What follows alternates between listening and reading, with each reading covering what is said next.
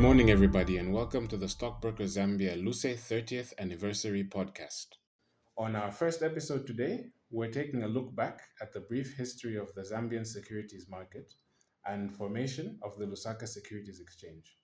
Today, we have quite an honored guest, Mr. Mumba Kapumpa. Mr. Kapumpa is a graduate of the UNZA School of Law and an advocate of the High Court of Zambia and the State Counsel. Mr. Kapumpa is also a former diplomat and served a tenure as ambassador of Zambia to South Korea, and is now in private practice as a lawyer and a leading consultant on corporate governance. Now, Mr. Kapumpa has the distinction of being the first secretary and chief executive of the Securities Exchange Commission of Zambia. At its inception in 1993, the SEC is a statutory body that regulates the Lusaka Securities Exchange and the Zambian Capital Market. We are honored to have Mr. Kapumpa as our first guest on this special podcast series in celebration of the 30th anniversary of the Lusaka Securities Exchange. Welcome, Mr. Kapumpa. Thank you very much. It's an honor to be here. It's an honor to have you, sir. So, going into our topics, we can start with the founding history of our capital market. As Zambia is celebrating its 60th independence this year, we understand that 6 years after its independence, on 24th October 1964, the Stock Exchange Act of 1970 was enacted to support the formation of a stock exchange in Zambia. But the 1970 Stock Exchange Act appears to have gathered dust until 1993. What was happening in between these times? Yes, dust it definitely did cover itself with. You see, 1970, yes, the Zambia Stock Exchange Council Act was passed with the view that there will be a stock exchange established. But if you recall, a few years later, 1967, had a program which they called nationalization. That meant that the government began having shares in virtually every business activity. And you can't have a stock exchange if there's no private sector.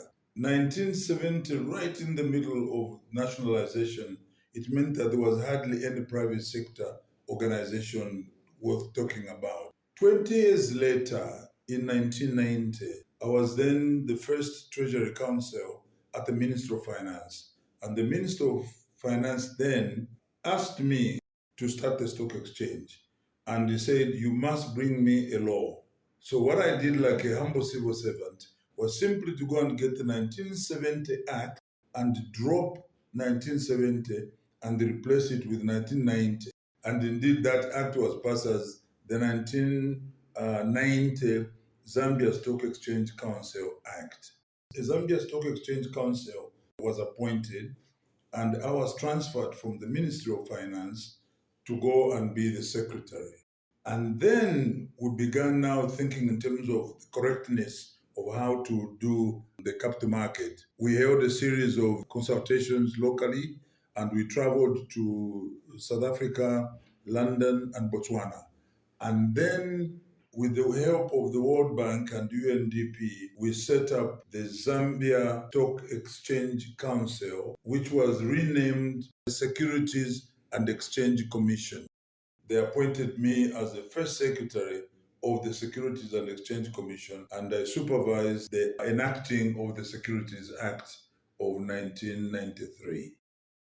So, following that, the Lusaka Stock Exchange was operationalized in February 1994, 30 years ago, on the back of the enactment of the aforementioned Securities Act of 1993. So, following that, tell us how the Securities Act of 1993 came about. Who were the main players that moved this pioneering legislation, and what was your role and input into this process? The World Bank and UNDP provided technical assistance to us. So we are the group of technical advisors who worked with us to prepare the enactment of the Securities Act. We had to bring in people from outside to come and work with us. And among other things, we knew that one of the most important things is to have people who are actually technically qualified to run the stock market. So we began holding a series of trainings with the Zambia Insurance College That's where we were doing courses for everybody who wanted to be part and parcel of this new thing that was coming. It is the background of this particular group of technical advisors who helped us set everything in place. And we had our first offices in the Bank of Zambia, 5th floor. What was happening was that not only did we want to have technically qualified individuals to work for the capital market, but we wanted to take the information to the public. The Zambians had to know what the capital market was all about. And therefore, we decided that the best thing would be to go to the schools. So we organized public awareness campaigns, which included teaching the teachers capital markets. So we organized a series of programs where we went to the Ministry of Education and the Curriculum Center because we wanted the curriculum to include teaching of stock market. It still had stock market, but they were talking about London stock market. So we brought in a series of teachers for 2-3 days of training for a period of about 6 months. And that meant that we were asking them to amend the curriculum so that the Form 5s could be taught capital market development in Zambia. So your role as the first CEO and secretary of the SEC must have been organizing this, putting it in place. Yes. I was aware that the capital market is not the easiest of things that one does. It's not going to buy maize and you sell it and so on. You needed to be very careful because there are a lot of people who could come in and actually take advantage of the ignorance of the people. So therefore, we needed to have an extremely strong program to publicize what the capital market is all about. So in my capacity as a first secretary and chief executive, it was really two roles. First of all, I was secretary of the commission, whose duty it was to develop the market and at the same time publicize its activities. Ordinarily, the SEC in other countries where they exist, for instance, the United States of America, they don't develop the market because the market is there. It's already developed. They only regulate the market. But we had a different problem. We were to develop the market, but at the same time regulate it. That was my two roles, to develop the market and at the same time to ensure that we regulate it properly. Just following through now in the main players that pioneered. Because obviously you're part of them as the dual role there, as you said, the chief executive and the secretary. Who else had such a key role in whether it's the establishing or the overseeing of the capital markets during its infancy? First of all, the government itself, through the Ministry of Finance. A decision was made deliberately that we have to have a capital market. Hence the enactment of the Securities Act of 1993 to provide an umbrella under which the capital market will be developed. So therefore, the Minister of Finance was very key because as Securities and Exchange Commission, we reported to the Minister of Finance. And then the individuals, Beningenda was the first chairman of the Zambia Stock Exchange Council. And then when it was made into a Securities and Exchange Commission, Brian Msonda became the first chairman. And there was a series of other individuals who worked with him. So we had a board, and this board was the one that gave instructions to me to implement. And what's interesting is that this was 1993. We didn't talk much about corporate governance. But when I look back, I see we were doing things correctly. We had management headed by myself, where we actually went into the field and actually did the work. But before we could do anything, we got authorization from the board. So there was a clear separation of board functions and management functions, which is corporate governance. The Securities and Exchange Commission commissioned, and then the Lusaka Stock Exchange was established as a company. And we knew from the very beginning that we needed to have a Zambian to run it. While we appointed Charles Mate as the first general manager, at that time it was called Lusaka Stock Exchange. So Charles Mate was the first GM. But we knew that he did not have the experience of capital market. So we got the London Stock Exchange to lend to us, as it were, a gentleman called David Lister. David Lister came as an advisor to Charles Martin, and they continued like that while we were establishing the capital market. Charles Martin and I literally worked as if we were on the same office. He was in charge of the stock exchange. I was in charge of the Securities and Exchange Commission, which was the supervisor to the exchange, because we wanted to ensure that what was happening at the stock exchange and what was happening at SEC were not at variance. So, although I supervised Charles Mate was on the board of directors of SEC and therefore was my boss. We worked very closely together. We traveled, for instance, to two occasions which are very important to recollect. The first one is Camp 96. Camp 96 was organized by the Swedish government to help develop African capital markets. From Zambia, we were a series of us, about 4 of us, and people came from Uganda, Nigeria, Kenya, Tanzania, and so on. And we spent a very cold winter in Sweden to learn about how to improve the capital market. And we visualized how the stock market was going to grow in the coming years. The second one is a trip that Charles Martin and I undertook to the Copper Belt to sell the idea of the capital market. And we went to talk to the then top-class football teams. One of them was Mufulira Wanderers. We wanted to sell the idea which Charles Martin and I had, that the football teams should come to the market. This is what every single big team that you hear in Europe, whether you're talking about Manchester United or talking about this, all of them are on the stock markets of their respective countries. It was easy to collect money from the stock exchange. So we wanted to sell the idea that Mufulira Wanderers and possibly Ghana United at that time could come on the market. But I think the idea was looked at as if we were just dreaming. And so therefore we unfortunately didn't push it any further. But I still believe, even today, in 2024, that if you got some of the best teams in this country to actually, as a club, to come to the market, they'll be able to raise sufficient funds to improve their football.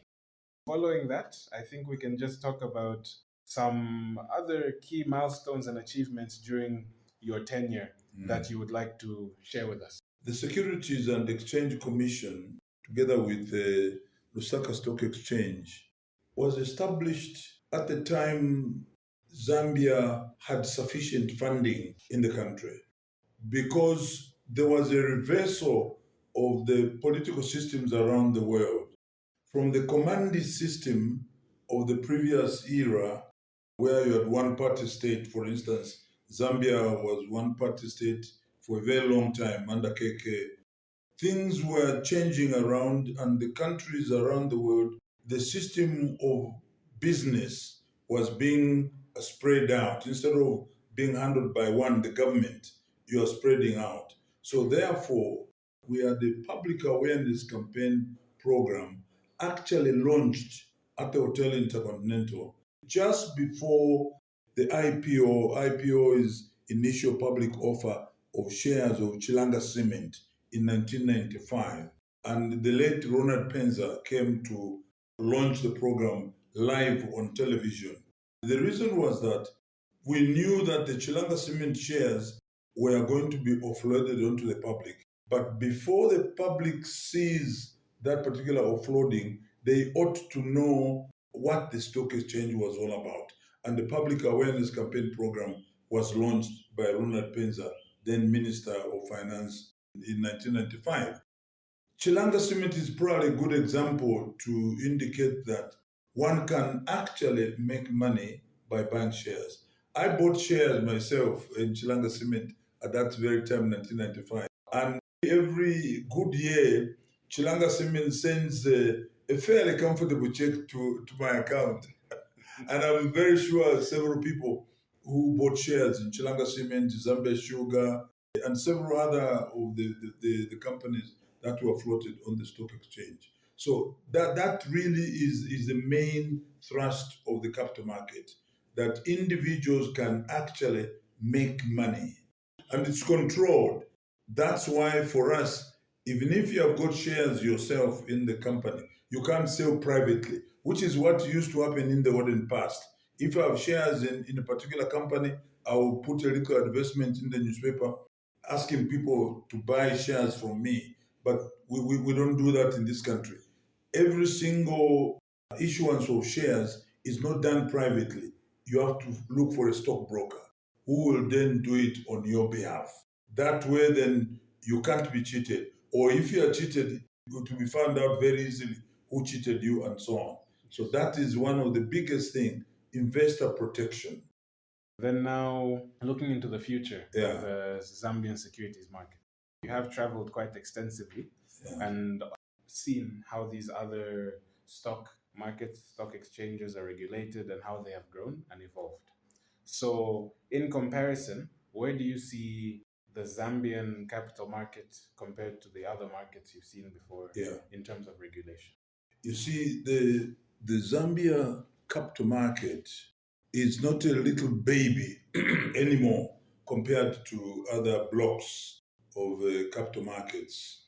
The Zambia capital market can feel and does feel comfortable whenever they meet these other players in the world, because our regulations are excellent.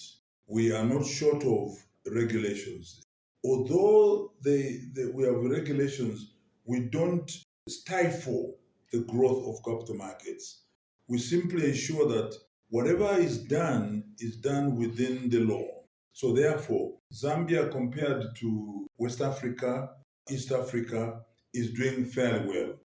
One of the things which we recognized at the time, which is bearing good fruit now, is the fact that within the SADC region, we started an organization called CISNA, Committee for Insurance and Capital Markets Authorities. In other words, all the regulators of capital market in the SADC region began meeting together. And interestingly, on Wednesday, when I was meeting up with Mr. Chitalu, the current CEO of SEC, he was telling me they had just come from Zanzibar for a meeting of CISNA. And I was very happy that we created it because we knew that we wanted the regulators to be meeting and sharing ideas in the SADC region. And it has grown so strong that CISNA even now has a board. Previously, it was just CEOs of capital markets who met, but now it is even as a board to help that particular thing. That was one.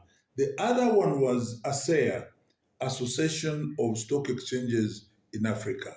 That was for stock exchanges, and Lusaka Stock Exchange then was a member of that, and that has continued to grow. Zambia is not developing on its own outside the rest of Africa. No, they are working together as a stock exchange under ASEA or as a regulator under CISNA. Zambia is not being left in the background. It's actually moving out there together with the rest of boys and girls. And future, where do I see Zambia? I see Zambia as succeeding. I see the capital market as growing bigger. I'm not a magician, so I can't see 60 years from now, but I can see that sooner than later, the capital market will become a thing to be looked to for people who want proper investment. Thank you so much, Mr. Kapumpa. Thank you very much. It was great I could be here. It was nice having you. Your insights and efforts to launch and operationalize the SEC and the Lusaka Stock Exchange deserve a special mention. Thank you. And are very appreciated. So we wish you the very best. Thank you. To close off today's episode, we will be having a quiz in which participants can win first, second, and third place prizes. Today's questions are: what ultimately accelerated the formation of the Lusaka Securities Exchange? Which law regulates the operations of the Lusaka Securities Exchange? When was the Securities and Exchange Commission established? And who was the first Secretary and Chief Executive of the Securities and Exchange Commission of Zambia? To submit your responses, go to our Facebook page and find the details on the pinned post, or go to aye.so/SEC SBZ. Thank you everyone for tuning in to today's episode and have a great rest of the week.